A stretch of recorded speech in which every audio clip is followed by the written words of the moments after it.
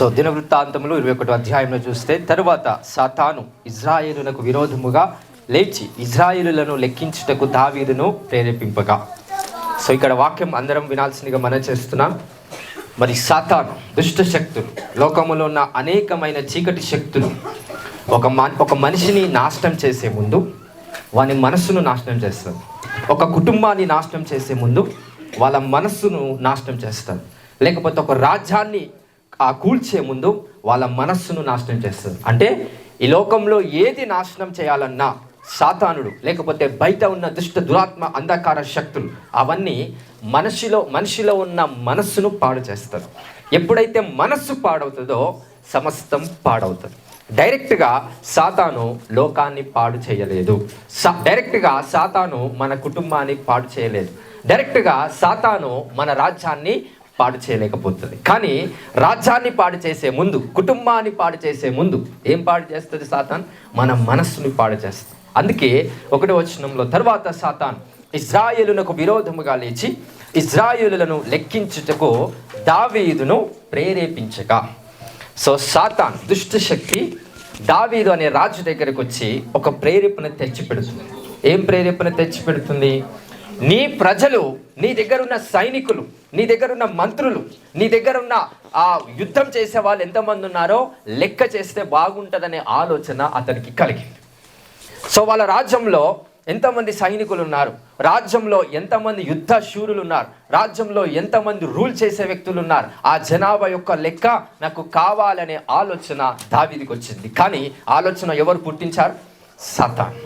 అందుకే కూడా వస్తున్నా అంటున్నాడు, తర్వాత సాతాను ఇజ్రాయేలునకు విరోధముగా లేచినప్పుడు, అంటే ఒక దేశానికి సాతాను విరోధముగా లేచినప్పుడు దేశాన్ని పాడు చేసే ముందు ఎవరిని పాడు చేస్తుంది? దావీదుని. దావీదు ఎవరు? ఇజ్రాయేలుకు రాజు. హల్లెలూయా. అంటే ఒక కుటుంబాన్ని పాడు చేసే ముందు ఈ దుష్ట శక్తులు, లోకంలో ఉన్న చీకటి శక్తులు, లోకంలో ఉన్న అనేకమైన చెడు శక్తులు ఒక కుటుంబాన్ని పాడు చేసే ముందు ఎవరిని పాడు చేయాలనుకుంటాయి? అవి ఒక కుటుంబంలో ఉన్న యజమానుని పాడు చేస్తాయి. ఎవరిని పాడు చేస్తాయి? ఫస్ట్ యజమాను అనగా భర్త, లేకపోతే ఇంట్లో ఉన్న తండ్రి. ఎప్పుడైతే వాళ్ళను పాడు చేస్తుందో ఆటోమేటికల్గా కుటుంబం అంతా పాడవుతూ వస్తారు. అక్కడ ఇజ్రాయెల్ అనే దేశం సంపూర్ణంగా పాడవడానికి సాతాను వేసే ప్లాన్ ఏంటంటే, అక్కడ రాజు ఎవరైతే ఉన్నారో ఆ రాజుకు ఒక ఆలోచన తెప్పిస్తుంది. అదేంటంటే ఇజ్రాయేలులందరినీ లెక్క చేయటానికి ఆలోచన అనేది సాతాను అతనిలో కలిగించి, ఎప్పుడైతే దావీదుకు ఆలోచన వచ్చేసిందో, 2వ వచనం చూస్తే, దావీదు ఆ యోవాబునకును జనుల యొక్క అధిపతులకును మీరు వెళ్ళి బెయేర్షెబా మొదలుకొని దాన వరకు ఉండు ఇజ్రాయేలులను ఎంచి వారి సంఖ్య నాకు తెలియటకైన యుద్ధకు దాన్ని తీసుకొని రండని ఆజ్ఞ ఇచ్చింది. అప్పుడు రాజు ఏం చేశాడు? అతనికి వచ్చిన ఆలోచనను బట్టి, నా దేశంలో ఎంతమంది అయితే సైనికులు ఉన్నారో, నా దేశంలో యుద్ధశీలులు ఎంతమంది ఉన్నారో వాళ్ళ జనాభా అంతా కూడా నాకు లెక్క కావాలి అనే ఆలోచన రావడం వల్ల ఆజ్ఞ వాళ్ళ మంత్రులకు ఇచ్చేశాడండి. ఎప్పుడైతే ఆ మంత్రులకు ఇచ్చేశాడో అప్పుడు యోవాబు అంటాడు కదా 3వ వచనంలో, ఒకసారి చదవండి. అందుకు యోవాబు, రాజా, నా ఏలినవాడ యెహోవా తన జనులను ఇప్పుడున్న వారి కంటే 100 ఎక్కువ మందిని చేనుగాక. వారందరూ నా ఏలినవాని దాసులు కారా? నా ఏలినవానికి ఈ విచారణ ఎలా? ఇది జరగవలసిన హేతువేమి? జరిగిన ఎడల ఇజ్రాయేలీలకు శిక్ష కలుగును అని మనవి చేశాను. అయినను యోవాబు మాట చెల్లక రాజు మాటయే చెల్లెను గనుక యోవాబు అనే ఒక వ్యక్తి ఆయన ఒక ఆలోచన చేస్తున్నాడు. అరే, ఎందుకు విచారణ చేయాలి? ఈ దేశంలో ఉన్న ప్రజలంతా దేవుని ప్రజలు కదా, లెక్క పెట్టాల్సిన అవసరం ఏముంది? మరి ఆయన దావీదు ప్రజలే కదా, దేవుని ప్రజలే కదా, లెక్క పెట్టాల్సిన అవసరం ఏముంది? అంత సందేహం ఏముంది అని అనుకున్నప్పుడు అక్కడ ఆయన మాట చెల్లట్లేదు. ఎందుకు చెల్లట్లేదు? ఆయన స్థాయి రాజస్థాయి కాదు. అక్కడ ఆయన మాట, ఆయన అనుకున్న ఆలోచన చెల్లట్లేదు. ఎందుకు? ఆయన రాజుగా ఆ దేశానికి లేడు కాబట్టి ఆ దేశానికి రాజుగా ఉన్న దావీదు మాటనే చెల్తుంది. ఆ దావీదు ఒక మాట ఏంటి? ఇజ్రాయిల్ దేశంలోకి వెళ్ళి జనుల యొక్క లెక్కను నాకు తెలియచెప్పము అని అక్కడ ఆజ్ఞ పంపాడంట. సో 5వ వచనం చూద్దాం. ఇజ్రాయేలీలందరిలో కత్తి దూయువారు 11 లక్షల మందియు, యూదా వారిలో కత్తి దూయువారు 4,70,000 మందియు సంఖ్యకు వచ్చిరి. రాజు మాట యోవాబునకు అసహ్యముగా ఉండెను గనుక అతడు లేవి బెన్యామీను గోత్ర సంబంధులను ఆ సంఖ్యలో చేర్చలేదు. ఈ కార్యము దేవుని దృష్టికి ప్రతికూలమగుట ఈ కార్యము దేవుని దృష్టికి అనుకూలమా ప్రతికూలమా? ప్రతికూలమగుట చేత ఆయన ఇశ్రాయేలులను బాధపెట్టాను. ఇప్పుడు we need to understand the story. So దేవుడు ఇశ్రాయేలులను వాళ్ళ ఆస్తిపాస్తులను బాధ పెట్టడానికి కారణం ఎవరు అంటే రాజు దావీదు. కారణం ఏంటి? ఇశ్రాయేలు ప్రజలు ఎంతమంది ఉన్నారు, అక్కడ సైనికులు ఎంతమంది ఉన్నారు, యుద్ధం చేసే యుద్ధ శూరులు ఎంతమంది ఉన్నారు, వాళ్ళంతా నా వాళ్ళు కదా, లెక్క పెడతాం నా వాళ్ళు ఎంతమంది ఉన్నారు, నా సైన్యం ఎంతమంది ఉంది, నా వెనుక బలగం ఎంతమంది ఉంది, నా దగ్గర ఇన్ఫ్లుయెన్స్ ఎంతమంది ఉన్నారు అని ఎప్పుడైతే మనసులో ఆలోచన వచ్చి లెక్క పెట్టడం స్టార్ట్ చేశాడో దేవుడు దాన్ని చూసి ఏమంటున్నాడు, ఆ కార్యము దేవునికి ఎలా ఉందంట? ప్రతికూలముగా ఉందంట. అనుకూలముగా లేదు, ప్రతికూలముగా ఉంటే చేత ఆయన ఇశ్రాయేలులను ఏం చేశాడు? బాధ కలిగించాడు. ఆ బాధ, ఆ శిక్ష ఇశ్రాయేలు మీదకి వచ్చింది. దేని కారణాన్ని బట్టి? అక్కడున్న రాజు కారణాన్ని బట్టి. హల్లెలూయా. సో ఇదే ఎగ్జాక్ట్ స్క్రిప్చర్ ని బేస్ చేసుకొని మన లైఫ్కి కనెక్ట్ చేసుకున్నట్లయితే I want to say something that మనం సంపాదిస్తున్న ఆస్తి, మనం సంపాదించుకుంటున్న ఆరోగ్యం, మన సంతానం, మన అభివృద్ధి, మన కార్యము, ఎవ్రీథింగ్ ఏదైతే నువ్వు నీది అని అనుకుంటున్నావో ఆ విషయంలో దేవుడు దాన్ని శోధిస్తాడు. ఎంతమందికి అర్థమవుతుంది? ఇది నాది అనుకున్నప్పుడల్లా నాది అనే దాని మీద ఏమొస్తుంది? దేవుని శోధన దాని మీద కలుగుతుంది. హల్లెలూయా. ఈ సంతానము నాది అన్నప్పుడల్లా సంతానము శోధించబడుతుంది. నేను సంపాదించిన డబ్బు నాది అంటున్నప్పుడల్లా డబ్బు శోధించబడుతుంది. నా అన్న, నా తమ్ముడు, నా అక్క, నా చెల్లె నా వాళ్ళు అనుకున్నప్పుడల్లా వాళ్ళు దూరం అయిపోతూ ఉంటారు. సో ఇదే ఎగ్జాక్ట్గా రాజు కూడా సాతాను ఆలోచన కలగజేశాడు. అరే వీళ్ళంతా నీ వాళ్ళు కదా, లెక్క పెట్టి ఎంతమంది ఉన్నారో చూద్దాం అన్నప్పుడల్లా ఎప్పుడైతే లెక్క పెట్టడానికి వెళ్ళారో అక్కడ వాళ్ళు చనిపోతూ ఉన్నారంట. లెక్క పెడుతున్నప్పుడల్లా ఏమైపోతున్నారు? వాళ్ళు చనిపోతున్నారు. ఎందుకు? దావీదు యొక్క తప్పేంటి? వీళ్ళు నా వాళ్ళు, నా ప్రజలు, నా సొంతం అని అనుకున్నప్పుడల్లా వాళ్ళు చనిపోతున్నారంట. అసలు ఆ ప్రజలు ఎవరి సొత్తు? ఎవరి సొత్తు? దేవుని సొత్తు, దేవుని ప్రజలు. మీ దగ్గర ఉన్న ఆరోగ్యం దేవుడిచ్చింది, మీ దగ్గర ఉన్న డబ్బు దేవుడిచ్చింది, మీ దగ్గర ఉన్న బలగం దేవుడిచ్చింది, సమస్తం దేవుడిచ్చాడని నేను ఎప్పుడైతే అంటావో సాతాను దేవుణ్ణి శోధించలేకపోతుంది. హల్లెలూయా. God has to be in us in Jesus name.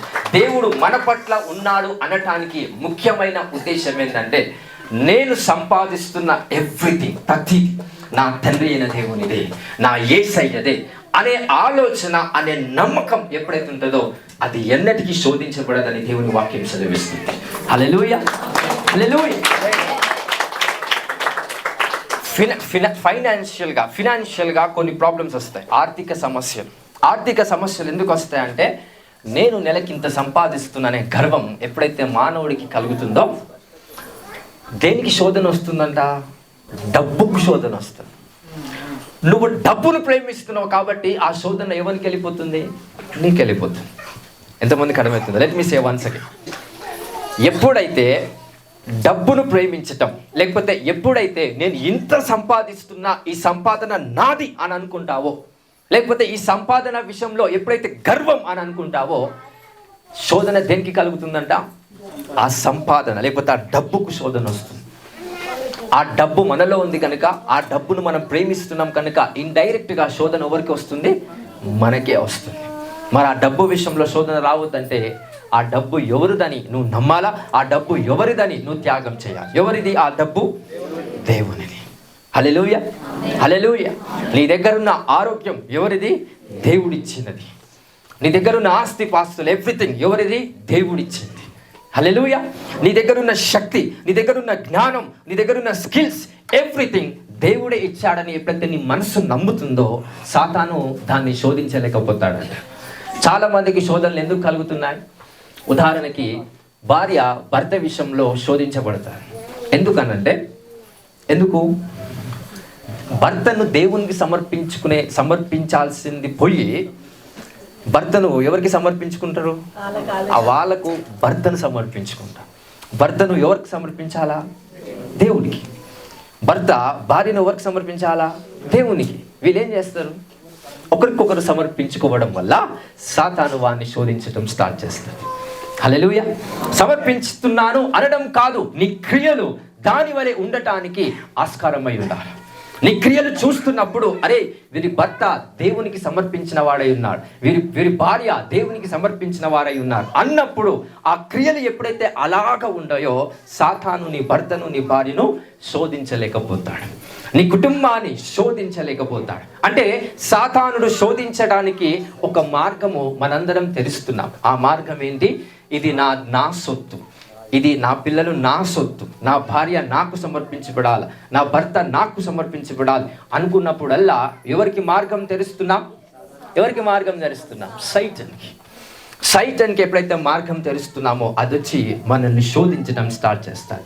ఆ శోధించినప్పుడల్లా బాధ కలుగుతుంది, ఆ శోధించినప్పుడల్లా రోగం కలుగుతుంది, ఆ శోధించినప్పుడల్లా వేదన కలుగుతుంది. అవన్నీ పటాపంచలు అయిపోవాలంటే యేసు నామంలో వెళ్ళిపోను కాకంటే కాదు.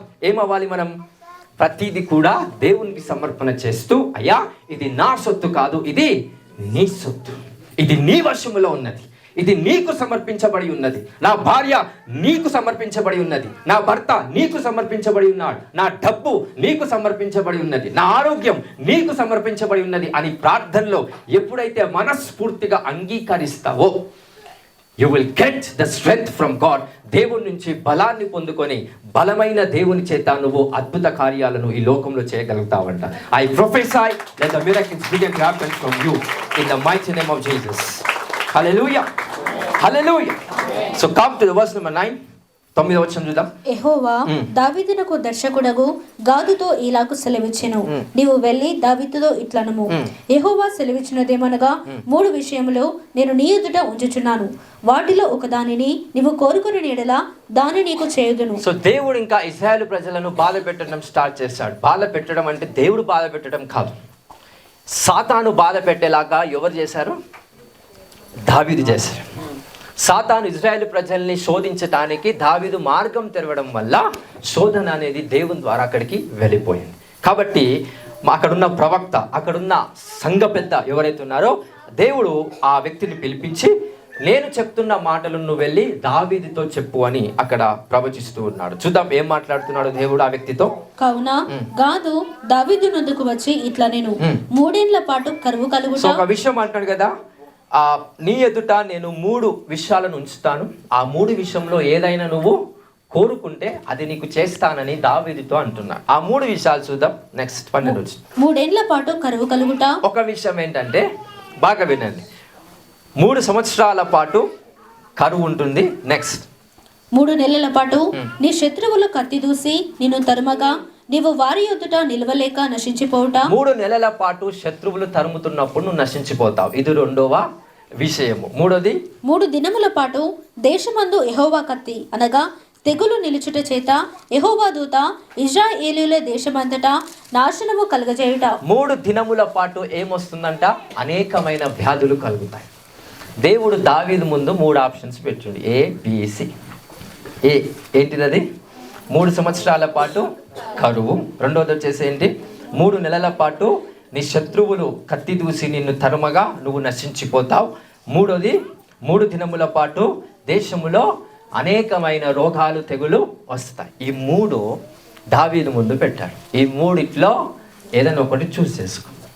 3 ఒకటి మంచిదైనా ఉందా? రైట్. ఎందుకు అన్నాడో తెలుసా దేవుడు? 3 ఒకటి చూస్ చేసుకోమని ఎందుకు అన్నాడో తెలుసా? నువ్వు ప్రజల్ని చూస్ చేసుకుంటున్నావు కదా, నేను పెట్టిన దాన్ని ఇప్పుడు నువ్వు చూస్ చేసుకో.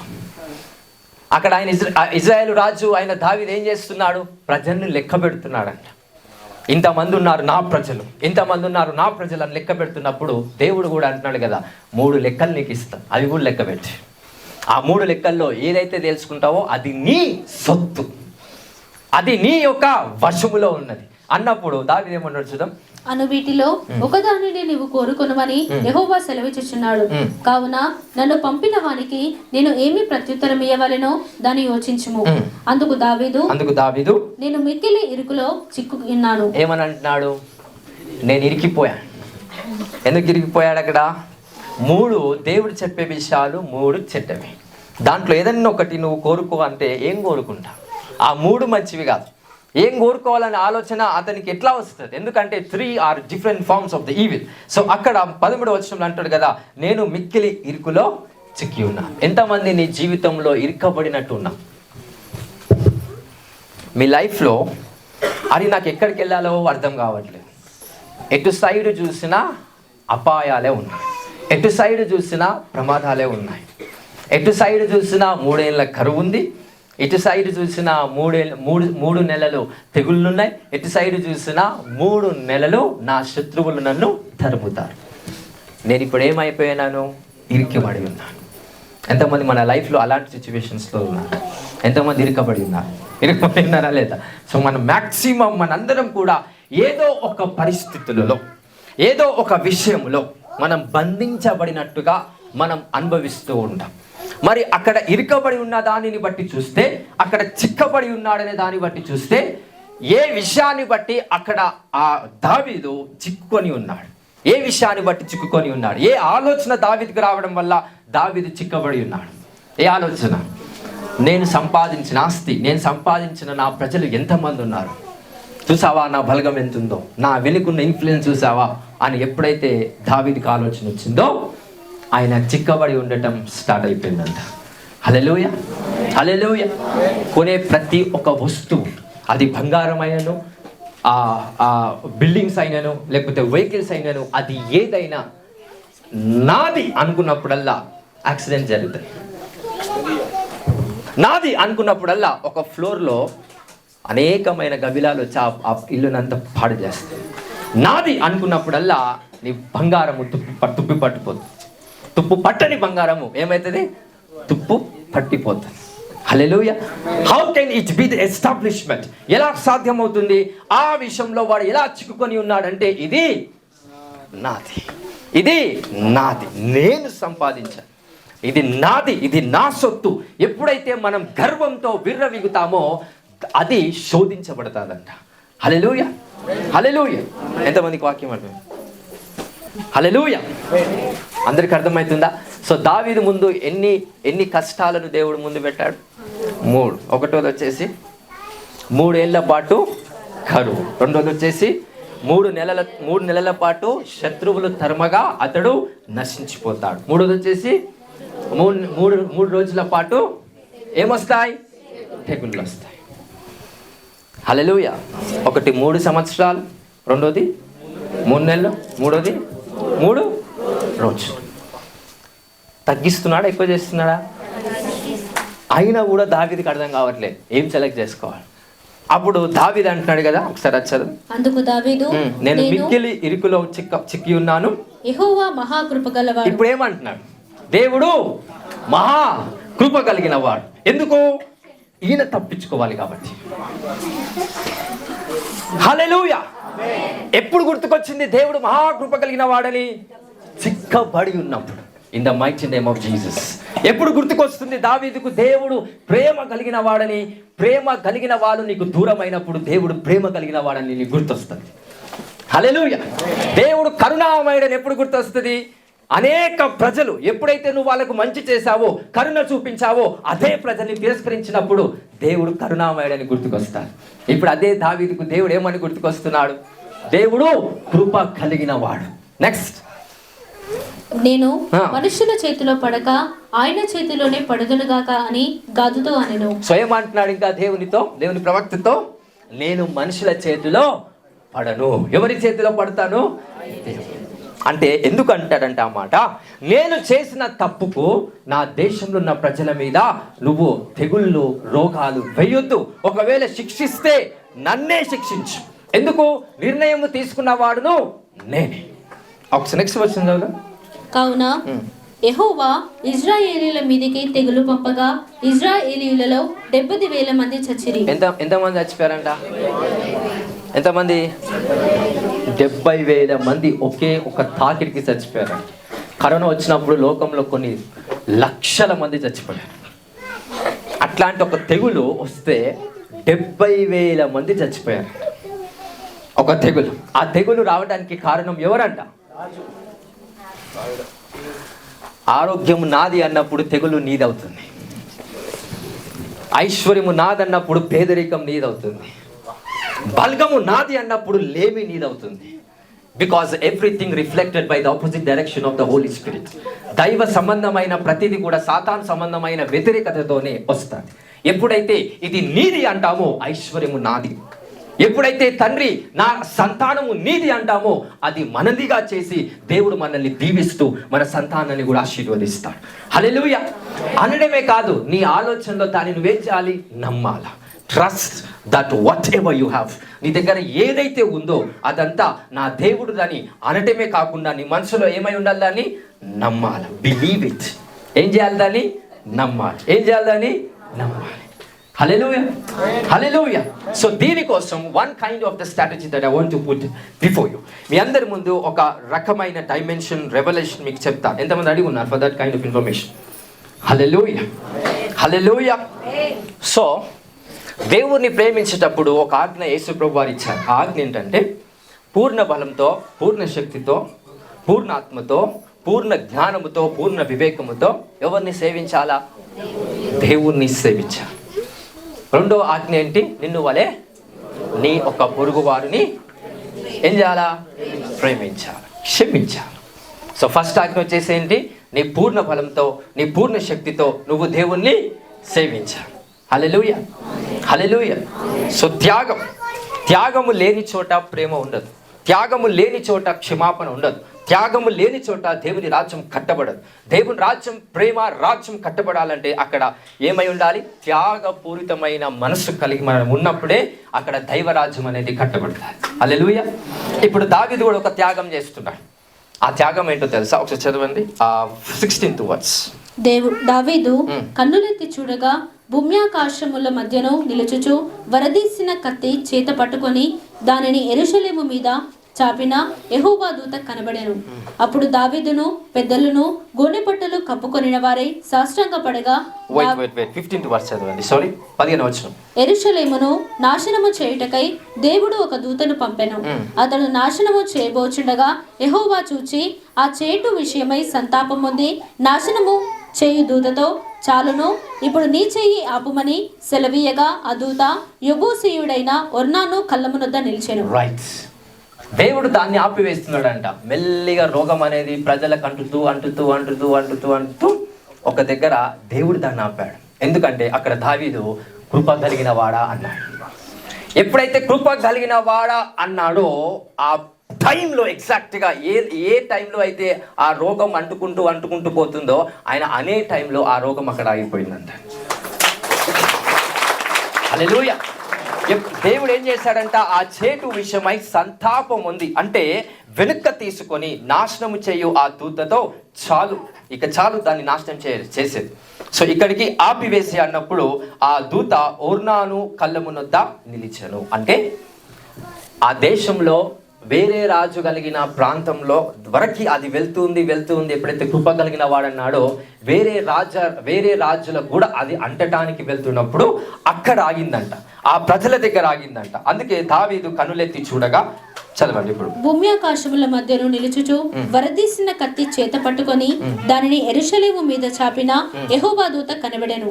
అప్పుడు దావీదును పెద్దలను గోనెపట్టలు కప్పుకొనిన వారై సాష్టాంగపడగా, దావీదు జనులను ఎంచుమని ఆజ్ఞ ఇచ్చేవాడను నేనే కదా. అప్పుడు దావీదు ఏమన్నాడు? ఇప్పుడు జనులను ఎంచుమని లెక్క పెట్టమని ఆజ్ఞ ఇచ్చిన వాడును నేనే కదా. పాపము చేసి చెడుతనము జరిగించిన వాడును నేనే కదా. ఇప్పుడు ఒప్పుకుంటున్నాడేమని? నేనే కదా ఆజ్ఞ ఇచ్చాను, నేనే కదా పాపం చేశాను, నేనే కదా చెడుతనాన్ని చేశాను. నెక్స్ట్, గొర్రెల వంటి వారగు వీరేమి చేసిరి? గొర్రెల వంటి వారగనగా ఇజ్రాయేలు ప్రజలైన వీళ్ళు ఏం చేశారని వీళ్ళపైన అనేక రోగాలు కలుగుతున్నాయి. సో ఆ రోగాలు రావడానికి కారణము నేనే కాబట్టి ఏదైనా ఉంటే ఆ శిక్ష నా మీదకే వచ్చునుగాక అని అంటున్నాడంట. చదవండి వర్డ్స్ కంటిన్యూ. నా దేవుడైన యెహోవా బాధపెట్టు నీ చెయ్యి నీ జనుల మీద నుండకుండా నా మీదను నా తండ్రి ఇంటి వారి మీదను ఉండనిమని దేవునితో మనవి చేశాడు. దేవునికి ఇప్పుడు ఏం ప్రార్థన చేస్తున్నాడు? ఆ ప్రజలు ఏం పాపం చేశారని వాళ్ళ మీద శిక్ష వస్తుంది. వాళ్ళకి మీద శిక్ష రావడానికి కారణము నేనే కాబట్టి ఇప్పుడు వాళ్ళ మీద కాదు శిక్ష వస్తే నా మీదకే రావాలి, నా మీదకి, నా కుటుంబం మీదకి, నా తల్లిదండ్రుల మీదకి రావాలని మనవి చేసినప్పుడు దేవుడు దావీదుకున్న త్యాగపూరితమైన మనసుని చూసి అతన్ని క్షమించి ఆలోచనను క్షమించి దేవుడు మరలా రిస్టోరేషన్ అనేది ఆ ఒక దేశానికి చేశాడంట. సో అవన్నీ కూడా జరగటానికి ముఖ్య కారణం సాతాను దావీదును శోధించి. సైటన్ టెంప్టెడ్ డేవిడ్. అక్కడ రాజును ఎలా శోధించింది సాతాను? ఏ ఆలోచనతో శోధించింది?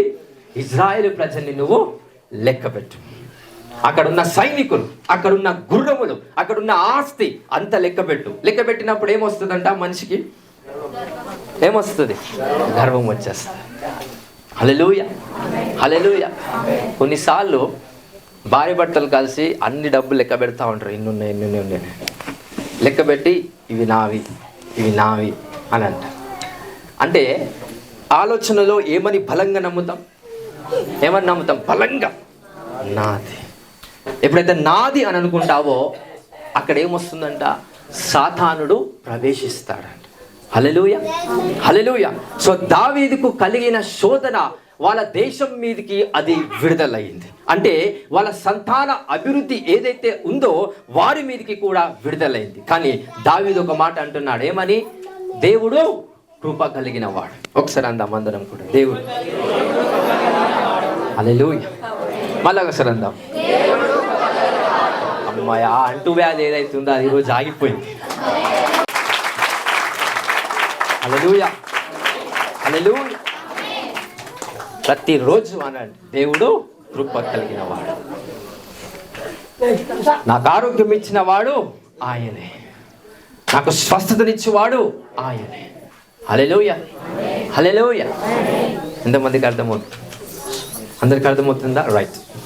కొన్ని స్ట్రాటజీస్ ఎంతమంది అయితే ఇంకా డెప్త్గా దేవుని కోసం కష్టపడాలనుకుంటున్నారో ఇప్పుడు కొన్ని విషయాలు మీకు తెలియపరుస్తాను. ఒక సాక్ష్యంతో మీకు తెలియపరుస్తాను. సో మనం స్టార్టింగ్లో, మినిస్ట్రీ స్టార్టింగ్లో ఇబ్రాహీంపట్నం చర్చ్ చూసారు కదా. ఇబ్రాహీంపట్నం చర్చ్ కడుతున్నప్పుడు నా దగ్గర డబ్బులు లేవు. ఉన్న కాడికి కట్టేస్తున్నా. ఇంకా ఫుల్గా కట్టడానికి నా దగ్గర డబ్బులు లేవు. సో దేవునికి ప్రార్థన చేస్తున్నప్పుడు ఒక ఒక ఒక ఒక వ్యక్తి నాకు తెలుసు. ఆమె ఏంటంటే వేరే దేశం. ఆమె కొన్ని డబ్బులు ఇచ్చినా కానీ సరిపోలేదు. ఎందుకంటే ఆమె ఒక ఎంప్లాయ్మెంట్ చేస్తుంది కనుక ఎంత ఇచ్చినా కొన్ని ఇస్తుంది, అయినా సరిపోలేదు. ఆమె ఏం చేసిందంటే నన్ను, సంఘాన్ని ఎక్కువగా ప్రేమించి, మీరు రోడ్ మీద చూస్తారు సిటీలోకి వెళ్ళినప్పుడు ఒక చిన్న బాక్స్ పట్టుకొని మదర్ టెరిసా ఫౌండేషన్ అని, ఆ ఫౌండేషన్ అని పెట్టుకొని వాళ్ళు ఏం చేస్తారు, అడుగుతూ ఉంటారు డబ్బులను. అయ్యా ఇది పిల్లల కోసము, ఇది తల్లిదండ్రులు లేని వారి కోసము అని ఆ బాక్స్ మీ దగ్గర తీసుకొని వస్తాం. చూసారా ఎంతమంది చూసారా? వేసారా? చూసారా? కాదు, వేయరు. ఎట్లయినా వేయరు. రైట్. సో అలా తీసుకొచ్చినప్పుడు మనం దాన్ని నిజమా అబద్ధం పక్కన పెడితే మనం కొంతమంది వేస్తూ ఉంటాం. ఎందుకంటే నేను ఎక్కువ సేవా కార్యక్రమాలు చేయను కనుక ఇదన్నా చేస్తానే మన ఉద్దేశంతో చాలామంది వేస్తూ ఉంటారు. అట్లాగా ఆమె ఏం చేస్తుందంటే సంఘం కొరకు ఒక బాక్స్ పెట్టుకొని అక్కడున్న ఆ దేశంలో ఆమె వెళ్ళే ఏదైతే ఉద్యోగం ఉంటుందో ఆ ఉద్యోగం వెళ్ళే మధ్యలో వెళ్తూ ఆ బాక్స్ పట్టుకొని ఇది చర్చ్ కోసం మీరు వేయండి, ఇది చర్చ్ కోసం మీరు వేయండి అని. సో ఆమె ఎప్పుడైతే ఆ చర్చ్ కోసం వేయమని అన్నదో కొంతమంది ఆ డబ్బులు వేశారు. ఇక్కడ కొంతమంది ఆ డబ్బులు వేసేదానికన్నా ముందు ఆమె ఏం చేస్తుంది? ఆమె దగ్గర ఉన్న డబ్బునిచ్చింది. దాంతోపాటు నా దగ్గర లేవు కనుక నేను డబ్బును సంపాదించి, దేవుని మందిరము కోసం డబ్బును సంపాదించి, అది ఎలా సంపాదిస్తుందంట? తన ఆరోగ్యాన్ని త్యాగం చేసి, తన విలువను ఏం చేసింది? ఏం త్యాగం చేసింది? ఆరోగ్యం మాత్రమే కాదు, మనందరికీ కొన్ని ఈగో ఉంటుంది చూసావా, బయటకు వస్తే వాళ్ళని ఏమనుకుంటారో వీళ్ళేమనుకుంటారో అదంతా చంపుకొని, ఆ ఈగో అంతా చంపుకొని, ఆ ప్రిస్టేజ్, ఆ పరువు అంతా చంపుకొని, విలువ చంపుకొని, రెస్పెక్ట్ చంపుకొని, అవన్నిటిని పక్కన పెట్టి దేవుని మందిరం కోసం వెళ్ళి ప్రజల్ని అడుగుతూ ఉంటా ఉంది.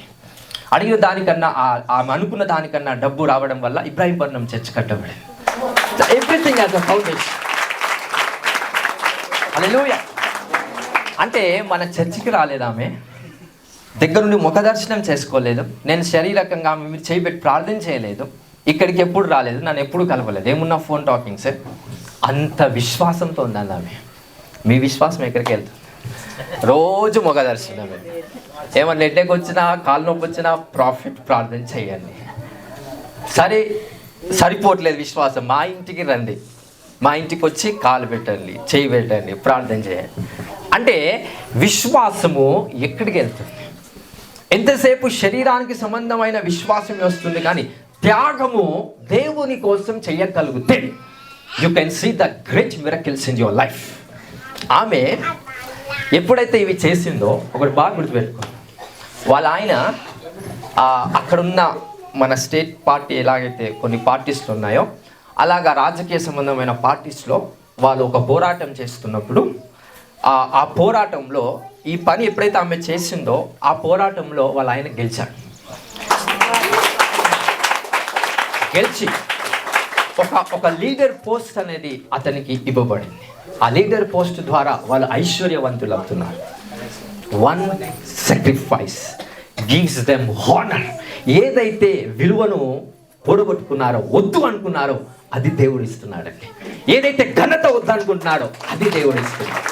హల్లెలూయా, హల్లెలూయా.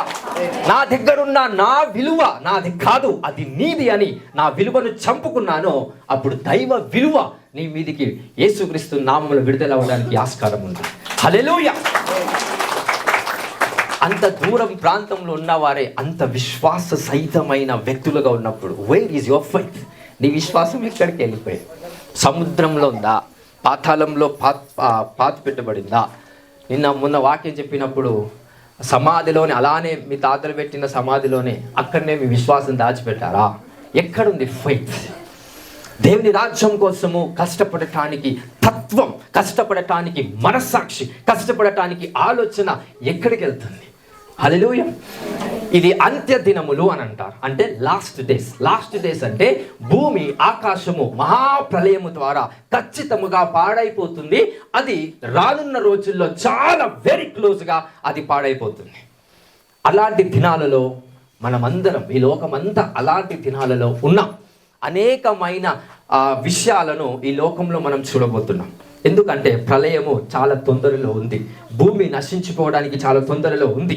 అనేకమైన శక్తులు, ఏవైతే ఆకాశ శక్తులు ఉన్నాయో అవన్నీ కదిలించబడటానికి దగ్గరగా ఉంది. అప్పుడు యేసు ప్రభు ఒక మాట అన్నాడు కదా, అంత్య దినములయందు అపాయకరమైన క్రియలు జరుగును. అపాయకరమైన క్రియలు భూకంపాలు, సునాములు కావు. ఏంటివో తెలుసా? మానవుడంట పాడైపోతాడంట. మనిషి లోకానుసారంగా జీవిస్తూ మానవుడంతా కూడా పాడైపోతాడంట. దేవుని కోసం నేను ఏదన్నా చెయ్యాలి అనే ఆలోచన వెళ్ళిపోయి దేవుడు నాకేం చేస్తున్నాడు, దేవుడు ఇంకేం చేస్తున్నాడు, దేవుడు ఏం చేస్తున్నాడు, దేవుడు ఏం చేస్తున్నాడు. ఒక ఆరోగ్యం ఇచ్చిండు, దేవునికి స్తోత్రం. ఇంకా కారు లేదే, కారు ఇచ్చిండు, దేవునికి స్తోత్రం. మంచి కారు రావాలి, ఇంకో కారు ఇచ్చింది, దేవునికి స్తోత్రం. బిల్డింగ్ లేదే, బిల్డింగ్ ఇచ్చింది, దేవునికి స్తోత్రం. మెడలో పెట్టుకోవడానికి బంగారం లేదే, బంగారం ఇచ్చింది, దేవునికి స్తోత్రం. అంటే ఎంతసేపు మానవుడు దేనికోసం దేవుని దగ్గరకు వస్తున్నాడంట?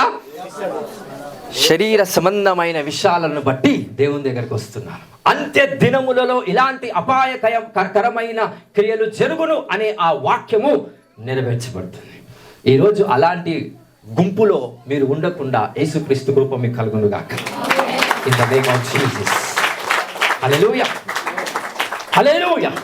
We are coming in the presence of the living God. దేవుని సన్నిధిలో మనందరం ఎందుకు వస్తున్నామంటే ఆయన ముఖ దర్శనం చూడటానికి, ఆయన వెలుగును మనం అనుభవించడానికి, ఆయనను స్తుతించడానికి, ఆయనను ప్రేమించడానికి, యేసుక్రీస్తు ప్రభు గురించి తెలుసుకొని ఆయన గురించి ఎప్పుడైతే ప్రేమ చూపిస్తావో you will be like Jesus. Yesu Kristu లాగా నువ్వు జీవించటానికి ఆస్కారం ఉంటుంది.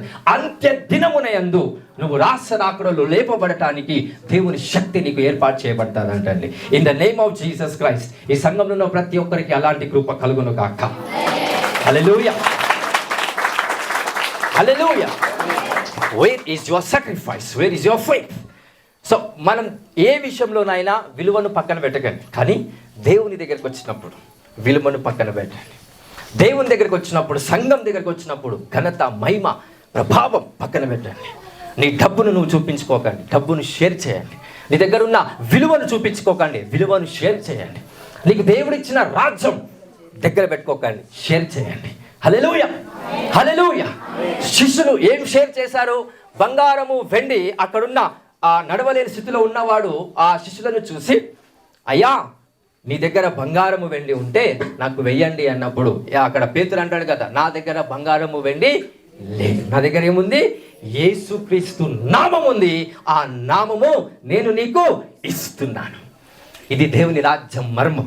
ఎప్పుడైతే మర్మం కలిగిన దేవుని రాజ్యము నువ్వు ఎప్పుడైతే అర్థం చేసుకుంటావో, యేసుక్రీస్తుని నీ దగ్గరనే పెట్టుకోవాలి, ఈ లోకంలో అందరికీ పంచిపెడతావంట. ఆ యేసయ్యను పంచిపెట్టినప్పుడు ఆయన శరీరముగా నువ్వు అవుతావు. యేసయ్యను పంచిపెట్టినప్పుడు ఆయన రక్త బిందువుగా నువ్వు మార్చిపెడతావు. దేవుని విలువ కలిగిన వ్యక్తిగా ఆయన సన్నిధిలో మార్చిపెడతావంట. In the name of Jesus అట్టి కృప మీ అందరికీ కలుగును గాక. హల్లెలూయా, హల్లెలూయా. సో అలాంటి వ్యక్తులు ఇక ఉన్న సంఘాలను కట్టడానికి, దేవుని రాజ్యాన్ని కట్టడానికి అందరూ కష్టపడాలని అలా ఆలోచనతో దేవుని మందిరానికి రారు. ఎంతసేపు ప్రజలు ఎలా ఉన్నారంటే స్వార్థ ప్రియులు అనేలాగా వాక్యం ఉంది. స్వార్థ ప్రియులు అంటే ఏంటో తెలుసా?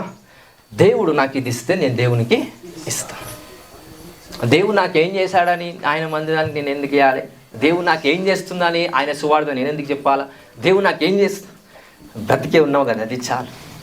నువ్వు సజీవుడిగా ఉన్నా దానికన్నా ఎక్కువ బహుమానము ఇంకేమీ లేదండి. హల్లెలూయా, హల్లెలూయా. రోగం వచ్చినప్పుడు స్వస్థపరుస్తున్నాడు. ఒక్క సర్జరీకి ఎన్ని లక్షలు తీసుకున్నారు బయట? అనేకమైన లక్షలు ఖర్చు పెట్టి సర్జరీలు, ఆపరేషన్లు చేయించుకొని వాళ్ళ డబ్బంతా పాడైపోతుంది. అదే దేవుని దగ్గరికి వచ్చినప్పుడు విశ్వాస సహితమైన ప్రార్థన ఏం చేస్తుంది? వారిని స్వస్థపరుస్తుంది. సర్జరీ క్యాన్సల్, ఆపరేషన్ క్యాన్సల్, అన్నీ క్యాన్సల్. అన్నీ ఏమైపోయినాయంట? క్యాన్సల్ అయిపోయినాయంట. వీడొచ్చి యేసయ్యకి స్తోత్రం కలుగునుగాక అంటే సరిపోదు. You have to do something. ఎందుకంటే ఆపరేషన్, సర్జరీస్, రోగాలు, వ్యాధులను దేవుడు తొలగిస్తున్నాడంటే ఆయన ఆలోచనలో తెలుసా? దేవుని రాజ్యాన్ని కట్టమని ఆయన ఇండైరెక్ట్గా మీకు సెలవిస్తున్నాడు. దేవుని రాజ్యాన్ని కట్టినప్పుడు ఆరోగ్యవంతుడిగా జీవిస్తాడు. హల్లెలూయా, హల్లెలూయా. సంఘం కోసం, మందిరం కోసం పక్కన పెట్టండి. నా ఆశను నీకు సమర్పించుకున్నాను ప్రభువా అని ఎంతమంది ప్రార్థన చేస్తున్నారు? నా ఆశ, నా చిత్తము నీకే సమర్పణ చేస్తున్నాను. దాన్ని ఎలా ప్రాక్టీస్ చేయాలి? How come we exercise what we are praying? నా ఆశ నీకే సమర్పిస్తుంది. ఒక స్ట్రాటజీ చెప్తాను. సాతాను మీకు ఒక ఆలోచన తెచ్చి పెడుతుంది. చల్లగా వాతావరణం, మధ్యాహ్నం 2 అవుతుంది, 3 అవుతుంది, బాగా ఆకలి అవుతుంది. ఏం తినాలనిపిస్తుంది? చల్ల వాతావరణానికి. ఈ గ్రూప్ వద్దు, ఈ గ్రూప్ చెప్పండి. ఏం తినాలనిపిస్తుంది? మంచి బిర్యానీ, లేకపోతే వేడివేడికి ఇంకేదన్నా అంటే అక్కడ ఒక ఆశ కలుగుతుంది. ఎందుకంటే వాతావరణాన్ని బట్టి ప్రతి మానవుని యొక్క శరీరానికి ఇన్స్పిరేషన్ అనేది కలుగుతుంది. మంచిగా చికెన్ బిర్యానీ వేడివేడిగా ఉంటే అబ్బా సెట్, మంచి బీఫ్ బిర్యానీ ఉంటే సెట్, మంచి ఆశ నీలో కలుగుతుంది. ఏ రోజైనా నీ జీవితంలో, ఏ రోజైనా ఒక్కరోజు నీ జీవితంలో, ఈరోజు నాకు ఆశ వస్తుంది కదా, ఒక మంచి బిర్యానీ తీసుకొని తినాలని ఆశ వస్తుంది. దానికి సరిపడా 150 రూపాయలు నేను త్యాగం చేసి ఆ 150 రూపాయలు నేను దేవునికి ఇచ్చి ఇంట్లోకి వెళ్ళి సద్దన్నమో ఏదో ఒక అన్నమో తిని నా కడుపు నింపుకుంటానే ఆలోచన ఏ రోజైనా మీకు వచ్చిందా? చెప్పండి, చెప్పండి. చేయలేబట్టలు లేకపోతావండి.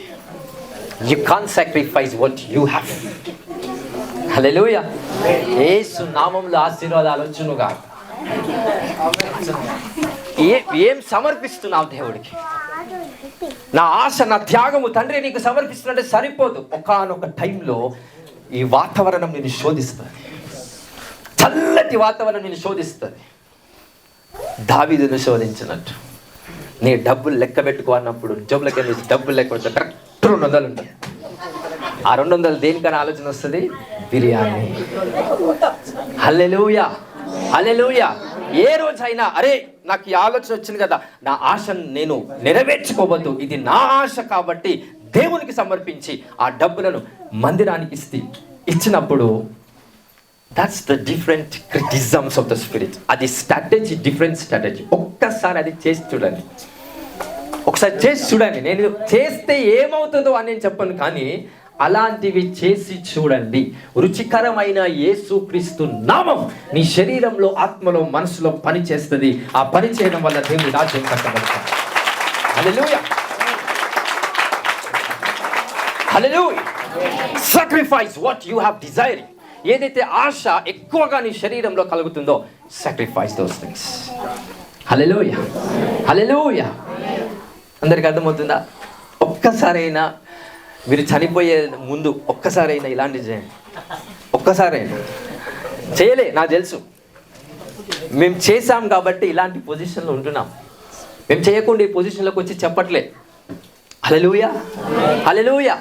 మంచి చెప్పులు, మంచి క్లాత్స్, ఒక్క బట్ట 2,000 ఉంటాయి. తీస్తే కరెక్ట్ 2-3 ఉంటాయి. మనోళ్ళు ఏం చేస్తారంటే, వద్దులే 400 సెట్టే కొనుక్కుందామని ఆ మిగతా 1600 మళ్ళీ జోబులోనే పెట్టుకుంటారు. దేవుడు ఎందుకు ప్రేరేపిస్తున్న 400 సెట్? సాతాను ఎందుకు ప్రేరేపిస్తున్న 2,000 సెట్ని? మిగతా ఆ బ్యాలెన్స్ ఎక్కడికి వెళ్ళాలని, ఆశ ఎక్కడ సమర్పించబడాలని, ఆ ఆశ ఎవరికి సమర్పించబడాలని. 400 సెట్ వెళ్తే 1600 మొత్తం బిర్యానీకే పోతుంది. అంటే అంత కరమైన విధ్వంసం అనేది మన శరీరంలో పుట్టడానికి కారణము త్యాగము చేయాలనే ఆశ కన్నా ఎక్కువగా నేను తృప్తిపరచబడాలనే ఆశ మనిషిలో రావడం వల్ల తన దేవుని రాజ్యాన్ని వాళ్ళు కట్టలేకపోతున్నారు. హల్లెలూయా, హల్లెలూయా. ఎంతమంది చేస్తారండి ఈ రోజు నుంచి? Take a commitment. ఏం చేస్తారు?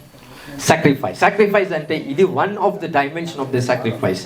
శరీరంలో చెడు ఆలోచనలు పుడుతున్నాయి, శరీరంలో కోపం వస్తుంది, శరీరంలో ఈర్ష్య, అసూయ, శరీరంలో రకరకాల యుద్ధాలు జరుగుతున్నాయి. అవన్నీ ఎంత ప్రార్థన చేసినా పోవట్లే, ఉపవాసం చేసినా పోవట్లే. ఇది త్యాగం చేయి, పట్టాపంచలైపోతాయి. నీ శరీరం ఆయన శరీరంగా మార్చబడతారు, నీ మనస్సు ఆయన మనస్సుగా మార్చబడతారు. హల్లెలూయా, హల్లెలూయా. అప్పుడు చెడు ఆలోచన రావటానికి సాతాను దగ్గరికి రాడు. ఎందుకంటే నీ శరీరం నీ ఆశ నెరవేర్చట్లేదు, నీ శరీరం మందిరము యొక్క ఆశ నెరవేరుస్తుంది. నీ శరీరం సంఘాన్ని కడుతుంది, నీ శరీరం దేవుని రాజ్యాన్ని కడుతుంది. కాబట్టి ఆ శరీరం ఎవరి శరీరం లాగా మార్చబడుతుంది? క్రీస్తు శరీరం లాగా మార్చబడుతుంది. హల్లెలూయా, హల్లెలూయా. ఈరోజు ఎంతమంది ఈరోజు నుంచి అది అలాంటి కార్యాలు చేస్తారు? గొప్ప కార్యాలు చేసే ముందు తగ్గింపు కలిగిన కార్యాలు చేయండి. Don't try to expect great works without the limitation of the humility. యేసు ప్రభు పైకి వెళ్ళే ముందు ఎక్కడికి వెళ్ళాడు? పాతాళంలోకి వెళ్ళి అక్కడంతా పాపాన్ని తీసేసి, ఎర్రర్స్ని ఫిక్స్ చేసి, కింది భాగములకు వెళ్ళి అప్పుడు హెచ్చించబడ్డాడంట. మా ఆకాశములకు హెచ్చించబడ్డాడంట. యేసు క్రీస్తు నామం అన్ని నామముల కన్నా పైనామముగా హెచ్చించబడ్డాడంట. హల్లెలూయా, హల్లెలూయా. అంటే మనం తగ్గింపు మనసు మనకి రావటానికి, తగ్గింపు ఆలోచన మనకి రావటానికి ముఖ్యమైన ఉద్దేశం త్యాగపూరితమైన మనస్సు. ఈ మనస్సు ఎంతమందికి అయితే ఉందో, ఎంతమందికి అయితే లేదో ఈరోజు ప్రార్థన చేయండి. ఆ మనస్సు దేవుడు మీకు ఇచ్చి, ఆ మనస్సు ద్వారా గొప్ప కార్యాలు మీ జీవితంలో, కుటుంబంలో దేవుడు కార్యాలు చేసేలాగా అద్భుతాలు చేస్తాడండి. హల్లెలూయా, హల్లెలూయా. Give big claps to Jesus Christ.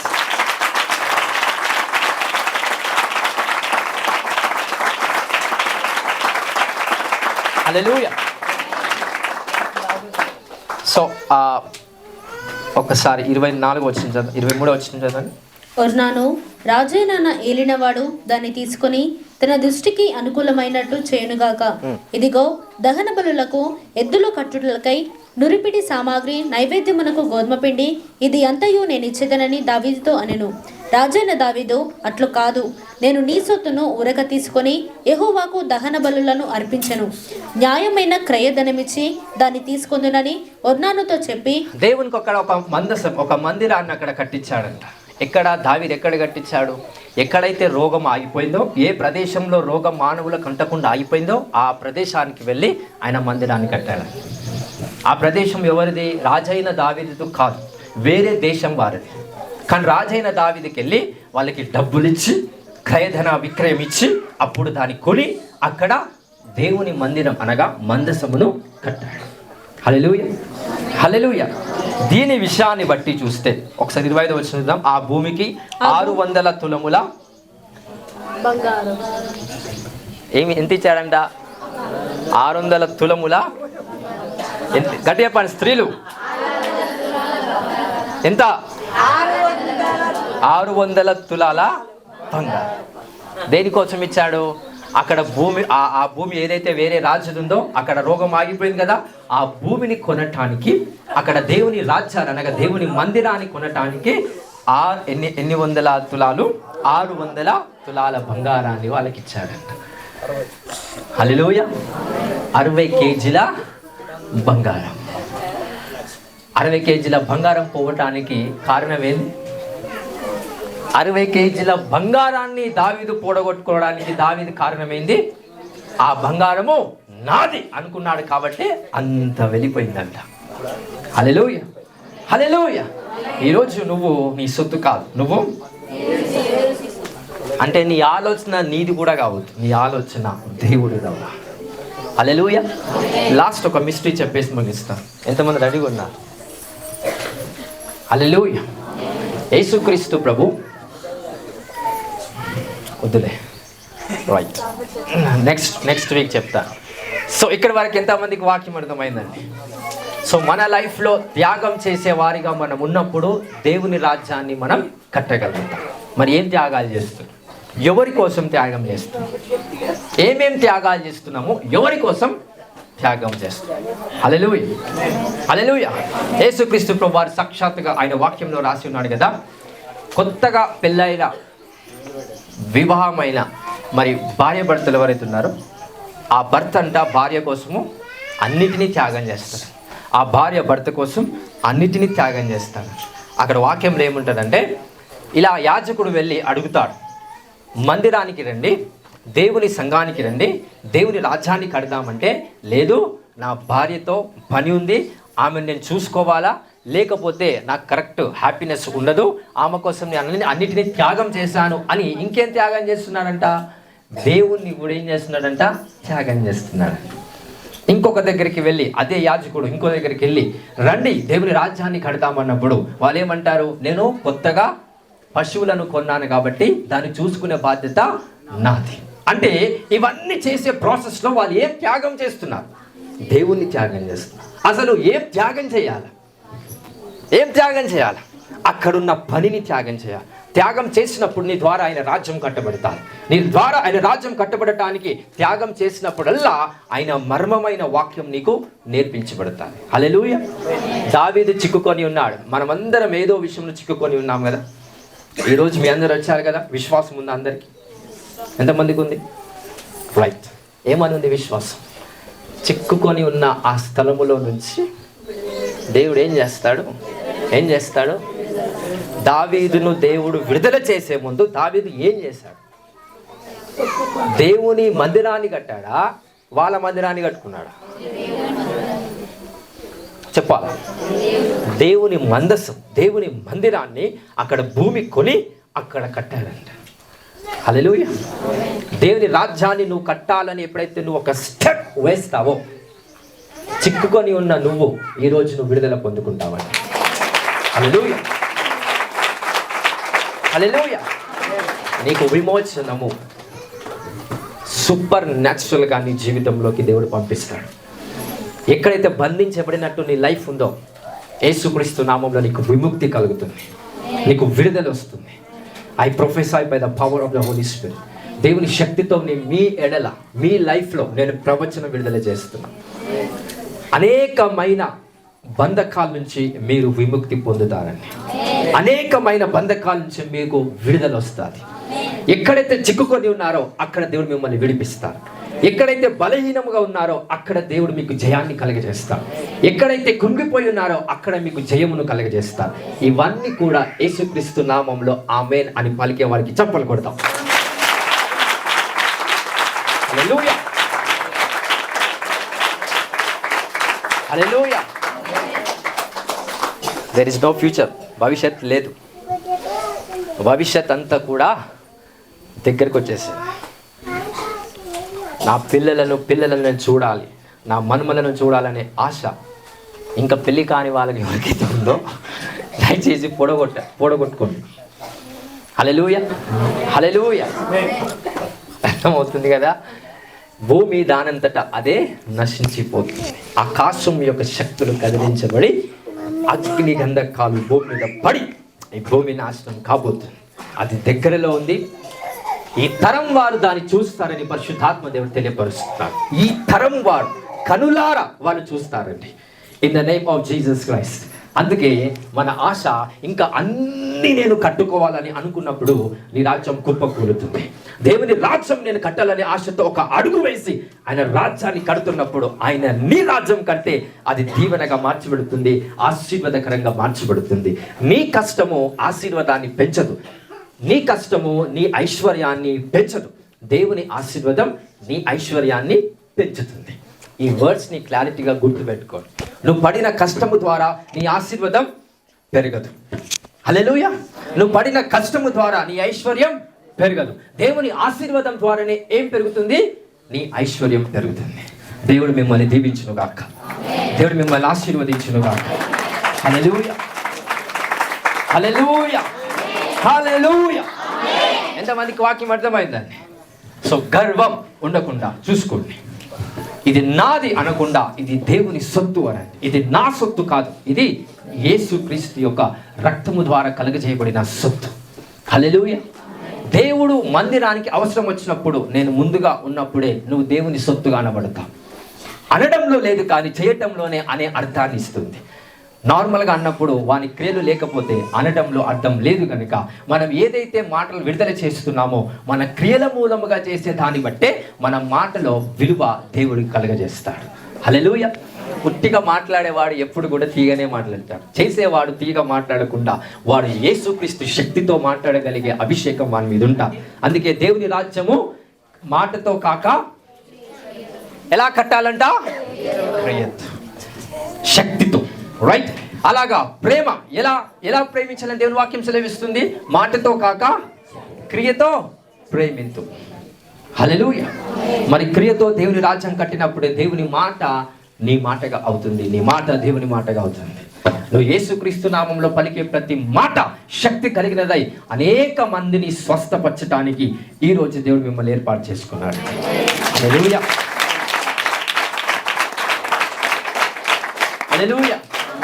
పోయిన వారం చెప్పిన వాక్యంలో సమాధులన్నీ కూడా మన ఆశీర్వాదాలన్నీ కూడా మన తాతలు ముత్తాతలు ఏం చేశారు? సమాధి చేశారు. ఆ బావిలో వేసి సమాధి చేశారు. ఏం చేయాలి మనం? ఇలా పునాదులు వేసి గూడలు లేపాలి, మంచిగా దాని మీద ఒక సుందరమైన ఇల్లు కట్టాలి. అదా చేయాల్సిందా? లేదు. నీ ఆలోచన దేవుని వాక్యము ఎక్కువగా ఆలోచించటం వల్ల నీ ఆశీర్వాదం ఏ బావిలో అయితే సమాధి చేయబడిందో అది వెలుక్క తీయటానికి నీ ఆలోచన ద్వారా ఆ కార్యం జరుగుతుంది. ఎంతమంది చేస్తున్నారు ఆలోచన? దేవుని వాక్యాన్ని ఎంతమంది ఆలోచిస్తున్నారు? ఇంట్లోకి వెళ్ళిన తర్వాత ఎంతమంది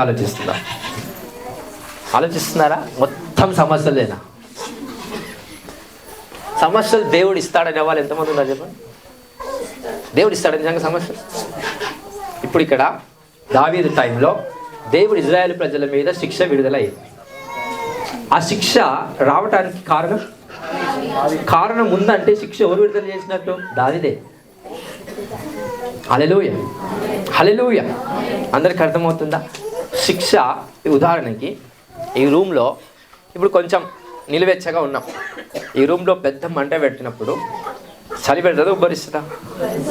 చెప్పాలా? వేడిమై బాగా ఉబ్బరిస్తూ ఉంటారు. అంటే దానికి కారణము మంట ఉండడం వల్ల ఉబ్బరిస్తుందా, మనం మంటను పెట్టడం వల్ల ఉబ్బరిస్తుందా చెప్పండి? అంటే సోర్స్ ఎవరు మన మీద శిక్ష రావటానికి? మీడియా మంట అయితే సోర్స్ మనమే. అంటే మన మీద శిక్ష రావటానికి మనమే బాధ్యులము. మన మీద ఆశీర్వాదం రావటానికి మనమే బాధ్యులము. దేవుడు మధ్యలో ఉండి సమస్తం పరీక్షించి నడిపిస్తాడు. ఈ సృష్టి మధ్యలో ఉండి సృష్టి మనల్ని నడిపిస్తాడు. హల్లెలూయా, హల్లెలూయా. యేసుక్రీస్తు నామంలో మీ అందరూ దీవించబడ్డారని విశ్వసిస్తున్నాను. ఎంతమంది దీవించబడ్డారో చెప్పలు కొడతాం దేవుడు. హల్లెలూయా, హల్లెలూయా. అర్థమైందా? అందరికి అర్థమైందా? ఎందుకు యాక్సిడెంట్ జరుగుతూ ఉంటాయి? ఎందుకు డబ్బులు పోతూ ఉంటాయి? ఎందుకు ఆరోగ్యం పోతూ ఉంటుంది? వాడు తిండి తినేదే మంచిగా తింటాడు, గట్టిగా తిండి తింటాడు, ఆయన ఆరోగ్యం పోతుంది. ఎందుకు నాది ఆరోగ్యం, నా లేకుండా మీరు అని అంటాడు. బాగా గర్వం ఉంది. 2-3 రోజులకి హాస్పిటల్ పడతాడు. హల్లెలూయా, హల్లెలూయా. ఎందుకు హాస్పిటల్ పడుతూ ఉన్నాం? ఎందుకు? కొన్నిసార్లు లారీ పక్కకించకపోతే ఎందుకు నేను నా కష్టాలను భరించలేకపోతున్నాను, నాకు అప్పు సమస్యలు ఉన్నాయి, నాకు రోగం ఉంది, నాకు వ్యాధి, ఎంతసేపు నీ గురించి ఆలోచిస్తావా అన్నప్పుడల్లా పక్కకించి లారైపోతుంది. హల్లెలూయా. అంటే అర్థమైందో తెలుసా? నీకన్నా సమస్యలున్నాయి, నీకు రోగాలున్నాయి, వ్యాధులున్నాయి, కానీ స్టిల్ నువ్వు బ్రతికే ఉన్నావు అని దేవుడు గుర్తు చేస్తా ఉంటాడు. ఉన్నావంటే నీతో నేను పని చేపిస్తా, నువ్వు బ్రతికున్నావంటే నా శక్తిని నీకు ఇచ్చి నేను కార్యాన్ని జరిగిస్తా అని గుర్తు చేయడానికి దేవుడు అప్పుడప్పుడు ఏం చేస్తాడు? పక్కకించి బస్సో, లారో, కారో చిన్నగా దెబ్బ తాకింది. ఎంత పెద్ద మన సాక్షి ఉంది కదా, మొన్న ఆటోల్లో చనిపోయినారు కదా లావణ్య సిస్టర్, వాళ్ళకి సంబంధించిన వాళ్ళు. ఆమె మాత్రం బ్రతికింది. ఆమె ఇంకొక ఎందుకు అంటే ఆమెతో దేవుడి డైరెక్ట్ ఏం మాట్లాడుతున్నాడు? నీతో నాకు పని ఉంది, నేను నా శక్తిని నీకు ఇచ్చి నీతో నేను కార్యాన్ని జరిగిస్తాను. హల్లెలూయా, హల్లెలూయా. అంటే సజీవముగా నువ్వు ఉన్నావంటే దానికన్నా గొప్ప ఆస్తి ఇంకా ఏది నీ జీవితంలో లేదని సాక్షాత్తుగా పరిశుద్ధాత్మ దేవుడు మీతో మాట్లాడుతున్నాడు. హల్లెలూయా, హల్లెలూయా. ఈ రోజు ఒక కార్యం జరగకపోయినంత మాత్రాన నేను బ్రతికుండి ఏమి లాభం అనుకోవడం తప్పు. Wait for the right time, wait for the appointed time. ప్రతి దానికి తన కాలంలో చొప్పున, నిర్ణయ కాలము చొప్పున అవి జరుగుతూ ఉన్నాయి. అమావాస్య ఏదో ఒక రోజు రాదు, అమావాస్య రోజున వస్తారు, పౌర్ణమి ఆ రోజే వస్తారు. రైట్? ఎండాకాలం ఒక కాలం, వర్షాకాలం ఒక కాలం, చలికాలం ఒక కాలం. ఈ కాలంలో ఈ పంట, ఈ కాలంలో ఈ ఫలాలు, ఈ కాలంలో ఈ కూరగాయలు అన్నీ ఒకే కాలంలో రావు, ఒకే కాలంలో అన్నీ రావు. దాని ఒక నిర్ణయ కాలము చొప్పున అవి ఫలిస్తాయి. అనగా నీ కాలంలో నువ్వు ఫలిస్తావు, నీ కాలంలో నువ్వు ఫలిస్తావు. ఆ కాలము కోసం వెయిట్ చేస్తూ ప్రార్థనలో గడపండి. నీ కార్యాలు దేవునికి అనుకూలంగా ఉండేటట్టుగా క్రియలు చేస్తూ ఉండండి. ప్రార్థన మానకండి, విశ్వాసం మానకండి, వాక్యం చదవడం మానకండి. చేస్తూ ఉండు. నీ కాలం ఒక రోజు వస్తుంది, అప్పుడు నువ్వు ఫలించడం స్టార్ట్ అవుతావు. నీ కాలం ఒక రోజు వస్తుంది, అప్పుడు నువ్వు ఫలించడం స్టార్ట్ అవుతాడు. హల్లెలూయా. అలాంటి నిర్ణయ కాలమున మీరు ఫలించుటకు దేవుడు ఆల్రెడీ ఆజ్ఞాపించి పెట్టాడు. ప్రార్థనతో, విశ్వాసంతో ఉండండి, వెయిట్ చేస్తూ ఉండండి. There is an appointed time. ఎందుకంటే మనం నమ్మిన దేవుడు నిజమైన దేవుడు అండి, ఎప్పుడు మిమ్మల్ని మోసం చేయడు. హల్లెలూయా, హల్లెలూయా. మనం నమ్మిన దేవుడు అబద్ధికుడు కాదు. మనం నమ్మిన దేవుడు విగ్రహంలో లేడు. మనం నమ్మిన దేవుడు చెట్లలో పుట్టలో లేదు.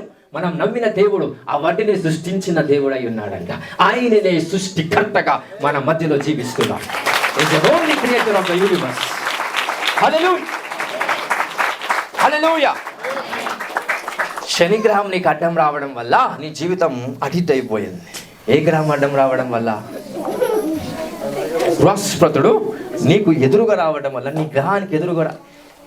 ఆ గ్రహాన్ని సృష్టించినవాడు మన దేవుడు. నా దేవుడు ఆ గ్రహాలను సృష్టించిన వాడు నాలో ఉన్నాడు. కాబట్టి when I command everything, let the things will be created. అక్కడ ఆజ్ఞాపిస్తే సూర్యుడు ఆగిపోయాడంట, యెహోవా ఆజ్ఞాపిస్తే భూమి ఆగిపోయిందంట. ఆ విధమైన శక్తి నీలో నుంచే దేవుడు తీసుకురాబోతున్నాడు. హల్లెలూయా, హల్లెలూయా. ఇంకా కొన్ని శాతం ప్రతి అమావాస్యకు నాకు చాతబడి ఎవరో చేస్తున్నారు. ప్రతి అమావాస్యకు నా మనసు ఎలా అవుతుంది? ప్రతి అమావాస్యకు నాకు చచ్చిపోవాలని ఆశ వస్తుంది. పౌర్ణమికి రాదా? అమావాస్యకి ఎందుకు వస్తుంది? ఎందుకంటే ఎవడో చెప్పాడు. ఏమని? అమావాస్య రోజు చాతవాళ్ళు ఎక్కువ పని చేస్తాయి. ఇప్పుడు పౌర్ణమి రోజు చాతవాళ్ళు ఎక్కువ పని చేస్తాను అని చెప్పి అనుకో, అప్పుడు కూడా పౌర్ణమి రోజు ఎక్కువ పని చేస్తాడు. ఎవడో చెప్పిన దానిని మనం నడవట్లేదు, దేవుని వాక్యాన్ని బట్టి మనం నడుస్తున్నాం. అమావాస్యను పౌర్ణమి సృష్టించిన వాడు కూడా మన దేవుడే. హల్లెలూయా. ఒక్కసారి గట్టిగా బిగ్గరగా చెప్పాలి కదా. Glorify Jesus.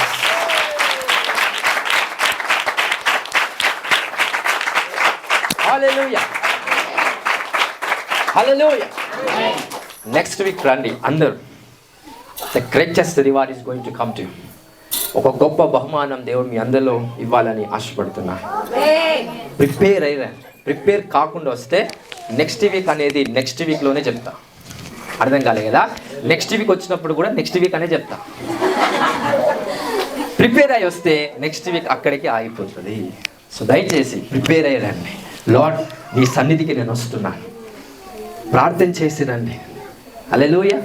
లేచి ముఖం కట్టుకొని స్నానం చేసి మంచిగా ఉన్నానా దూరం చూసుకొని మంచి బట్టలు వేసుకొని అమ్మయ్య మంచిగానే ఉన్నాను కదా, రైట్, అది కాదు. ప్రార్థన చేసుకొని ప్రిపేర్ అయ్యి రండి. ఒక్క 5 minutes మొక్కాలు మోకరించి ప్రార్థన చేసుకుని, అయ్యా నీ సన్నిధికి వస్తున్నా, నీ చిత్త ప్రకారం నువ్వు నా విషయంలో ఏమైతే చేయాలనుకుంటున్నావో అది జరుగును కాక. నీ ప్రణాళిక చొప్పున నా జీవితంలో ఏదైతే నువ్వు కలుగజేయాలనుకుంటున్నావో అది కలుగును కాక. అలా ప్రవచించి పలికి ప్రార్థించి రండి, ఇక్కడికి రండి. నీ ప్రార్థన నీకన్నా ముందే వస్తుందని సూచన. అది your prayer is coming before you. హల్లెలూయా. ఆ చర్చ్ గేట్ తెరవక ముందే నీ ప్రార్థన గేట్ని తెరిచి లోపలికి వస్తుంది. నువ్వు ఇంకా ఇంట్లోనే ఉంటావు, బట్ నీ ప్రార్థనలు అన్నీ ఇక్కడ పనిచేస్తూ ఉంటావు. స్టిల్ నువ్వు వచ్చేంత వరకు నీ ప్రార్థన ప్రార్థిస్తూనే ఉంటాదంటే that's the spirit of the prayer. అలాంటి గొప్ప కార్యం చేయాలని దేవుడు ఎదురు చూస్తున్నాడు. హల్లెలూయా. సో రేపటి దినం అనగా నెక్స్ట్ వారం వచ్చే ముందు ఎలా రావాలని నేను మనం చేస్తున్నాను. ఎలా రావాలి? అన్నిటికీ ప్రిపేర్ అవుతారు, కానీ సన్నిధికి వచ్చేటప్పుడు ప్రిపేర్ కాదు చాలా. హల్లెలూయా. ఏం ప్రిపేర్ అవుతారంటే, యేసయ్య ఈరోజు నేను నీ నీ నీ దేవాలయానికి వస్తున్నాను కదా, ఈ సమస్య పోవాలా అమ్మ, రైట్. ఈరోజు నీ దేవాలయానికి వస్తున్నా, నాకు కాలు నొప్పి పోవాలి. ఈరోజు నీ మందిరానికి వస్తున్నాను కాబట్టి జ్వరం నా కొడుకుకుందయ్యా, నీ మందిరంలో అడుగు పెడుతున్నా జ్వరం, నా కొడుకున్న జ్వరం పోవాలి. ఇవి మన మైండ్ అంతా లో లో లో. ఒకడు 10 రూపాయలు ఇస్తే అమ్మయ్య థ్యాంక్ యూ జీసస్ అంటాం, కానీ ఆ 10 రూపాయలు మనం ఇవ్వాలనే ఆశ ఇప్పుడు రాదు మనకి. అలాంటి మనసు రావాలి. ఎంతసేపు అమ్మయ్య థ్యాంక్ యూ లార్డ్, వాడు నాకు సాయం చేశారు, వీళ్ళు నాకు సాయం చేశాడు, వాడు నాకు 10 ఇచ్చాడు, వీడు నాకు 20 ఇచ్చాడు, నీకే స్తోత్రం. నువ్వు ఎప్పుడు ఇస్తావు? ఆలోచన వస్తుందా? ఫస్ట్ రాకుండా సాతాను బంధించేశాడు. ఎంతసేపు మనం శరీర విషయంలోనే అనుకుంటాం, కానీ దేవుని ఆరాధించాలని ప్రిపేర్ అయ్యి రండి. దేవుని చిత్త ప్రకారం ఏమైతే పొందుకోవాల్సి ఉన్నదో అది పొందుకునేలాగా ప్రార్థన చేసి ప్రిపేర్ అయి రండి. నువ్వు స్వస్థపరచబడతావో లేదో, కానీ నీలో స్వస్థత శక్తి దేవుడి విడుదల చేస్తాడు. హల్లెలూయా, హల్లెలూయా. జాబ్ కోసం రాకండి, జాబ్ ఇచ్చే వారిగా మార్చబడాలని దానికోసం రండి. ఆ ప్రిపరేషన్ మైండ్తో రండి. హల్లెలూయా. అయ్యా అక్కడికి వెళ్తే అప్పు సమస్యలు వెళ్ళిపోవాలి, నో నో నో, అప్పులు నేను ఇచ్చేవాడిగా నన్ను చేయండి అనే మనసుతో ప్రిపేర్ అయ్యారండి. That's the greater mind set that God is expecting from you. అలాంటి కార్యాలు మీ ద్వారా దేవుడు జరిగించునుగాక. హల్లెలూయా, హల్లెలూయా. ఎంతమంది వస్తారు రేపటి సన్నిధికి, రేపటి వారం సన్నిధికి? ఎలా వస్తారు? ఎలా రమ్మని దేవుడు ఆజ్ఞాపిస్తున్నా? సిద్ధపడి. You will see the miracles. Hallelujah. You will see the great miracles. Hallelujah. దైవ చిత్తం నెక్స్ట్ వారం ఖచ్చితంగా ఉందని నమ్ముతున్నాను. అద్భుతాలు ఎంతమంది చూడాలనుకుంటున్నారు? రండి. The greatest miracles are before you. నీ ముందర ఆయన అద్భుతాలు దేవుడు పెడుతున్నాడు కాబట్టి పోస్ట్ పోన్ చేయకండి. పోస్ట్ పోన్ చేసేది ఎవరు? నేను కాదు, దేవుడు కాదు. ఎవరు? మీరే, మీ విశ్వాసం. హల్లెలూయా. సిద్ధపడి రండి. You will see the great miracles, supernatural miracles. హల్లెలూయా. ఎవరికైనా అప్పు సమస్యలు ఉన్నాయనుకోండి, 10 సంవత్సరాలు 15 సంవత్సరాల నుంచి వాడు ఇవ్వడు. ప్రార్థనలు ఎన్నోసార్లు మీకు ప్రార్థన చేశాను, విశ్వాసంతో పనిచేయాలి. మిరాకిల్ ఏం చేస్తుందో తెలుసా? ఒక్కసారి ప్రార్థిస్తే నువ్వు ప్రార్థించిన వాడికి వెళ్ళే వారికి ఫోన్ కాల్ వస్తుంది, అన్న నీ అకౌంట్లో నేను ఇచ్చే 50,000 ఇవ్వాలనుకుంటున్నానని. అది అద్భుతం. అలాంటి మిరాకిల్స్ ఎన్నో దేవుడు మీకోసం చేయాలని ఆశపడుతున్నాడు. మీరు ప్రిపేర్ అయి వస్తే everything will be restored in your life. నువ్వు కోల్పోయిన ప్రతిదీ కూడా మరలా దేవుడు నీకు కలుగజేస్తాడండి. హల్లెలూయా, హల్లెలూయా. సాక్ష్యాలు అలా చాలా ఉన్నాయి. Miracles is greatest. హల్లెలూయా. మన సంఘంలో ఒక ఆయన ఉన్నాడండి. వాళ్ళ ఇంటికి ప్రేయర్కి పోయాను. ఆయనకి అప్పు సమస్య ఎన్నో సంవత్సరాలు సతాయిస్తున్నా, ఇవ్వట్లేదు. ఫోన్ చేసినా కానీ ఎత్తరు. మీకు తెలుసు, ఫోన్ చేసినా కానీ వాళ్ళు ఎత్తరు, రెస్పాన్స్ కాదు. వెళ్ళినాం, ప్రార్థించి దేవుడు అద్భుతం చేస్తాడన్నా అని చెప్పి మమ్మల్ని పంపించింది కదా. ఎప్పుడు ఆయన డబ్బులు వేసిందంట. ఆయన వేయాల్సిన డబ్బులు కొన్ని సంవత్సరాల నుంచి వేయలేదు. ప్రార్థించిన వెంటనే ఆయన ఫోన్లో టింగ్ టింగ్ అని గూగుల్ పేలో పడిపోయాడు.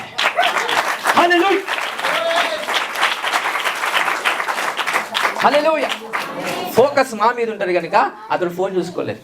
మేము ఇంటికి వెళ్ళిన తర్వాత చెప్తాడు, అమ్మ డబ్బులు వేసాడని. మేము ఫోన్ చేస్తూనే రెస్పాండ్ కానోడు ఎట్లా వేసాడు. దేవుడు వెళ్తే ఏదైనా చేయాల్సిందే. హల్లెలూయా, హల్లెలూయా. ఎన్ని సమస్యలైనా పటాపంచలు అయితే ఒక్క క్షణం చాలా అండి. It's will be God. But నా ఆశ, దేవుని ఆశ ఏంటంటే మీరు దేవుళ్ళో ఉండాలనేది ఆయన ఆశ. మీ శరీరానికి ఆ దేవుడు చూస్తాడు, మీ ఆత్మను చూస్తాడు. చనిపోయిన తర్వాత నిజమేందో తెలుస్తుంది. కాబట్టి ఇప్పుడే మీకు నిజాన్ని చెప్పి మీ ఆత్మ నశించిపోకుండా ఆయన శిలువ రక్తము ద్వారా మీరు కడగబడి పవిత్రులై బాప్తిజము తీసుకొని రక్షించబడాలనేదే ఆయన ఉద్దేశం. హల్లెలూయా. లక్షలు ఇవ్వడానికి ఎంతసేపు కాదు దేవుడు, కోట్లు ఇవ్వడానికి ఎంతసేపు కాదు. Miracles will be done at any time. హల్లెలూయా, హల్లెలూయా. డబ్బులను పుట్టించిన వాడు ఆయనే, డబ్బులను నశింపచేయవాడు ఆయన. ఏదైనా చేయగలుగుతాడు. కాబట్టి మీరు ఫెయిత్ పెట్టి నెక్స్ట్ వీక్ ప్రిపరేషన్తో రండి. You will see the great miracles by the power of the prophetic in the mighty name of Jesus. హల్లెలూయా. ఎంతమందికి అప్పు సమస్యలు ఉన్నాయి? ఎంతమందికి అప్పు సమస్యలు ఉన్నాయి? రైట్. ఉన్నాయా? మీకు ఉన్నాయా? రైట్. ఎన్ని సంవత్సరం సతాయిస్తున్నారు? 5, 10, 15, 20, 30 సతాయిస్తున్నారు లేదా? రైట్. ఎంతమంది అద్భుతాలు చూడాలనుకుంటున్నారు? ఎస్. మీరేం చేయాలి? ఈ వారంలో సిద్ధపడటం కాదు, త్యాగం. నీ ఆశ నెరవేర్చుకోవాలా? నీ ఆశ దేవునికి సమర్పించాలా? బిర్యానీ ఆశ. రైట్. హల్లెలూయా, హల్లెలూయా. అలా ప్రాక్టీస్ చేయండి. నీ ఆశ దేవునికి సమర్పించినప్పుడు ఆ సాధకముతో కలగజేయబడిన శక్తి మీలో పనిచేస్తుంది. హల్లెలూయా. అందరం నిలబడదామండి. Let us stand on the feet in the name of Jesus.